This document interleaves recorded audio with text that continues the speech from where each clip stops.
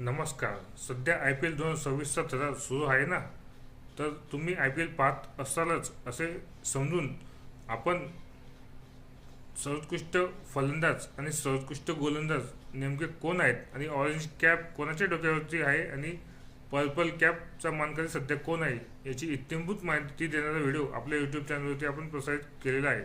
त्यामुळे चॅनलला जर तुम्ही नवीन आला असाल तर चॅनल लाईक करा, सबस्क्राईब करा आणि बेल आयकॉनवरती क्लिक करा, जेणेकरून असेच IPL संदर्भात रीडिंग व्हिडिओ, महत्त्वाची माहिती, खेळाडूंनी केलेली विक्रम असे एक ना एक IPL संदर्भात महत्त्वाची अपडेट तुम्हाला आपल्या यूट्यूब चॅनलवरती पाहायला मिळेल. त्यामुळे सध्या ऑरेंज कॅपचा मानकरी आहे हेनरिक क्लासेन, हैदराबादचा विदेशी खेळाडू.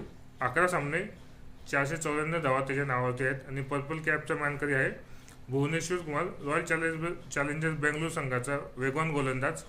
11 सामने 21 विकेट.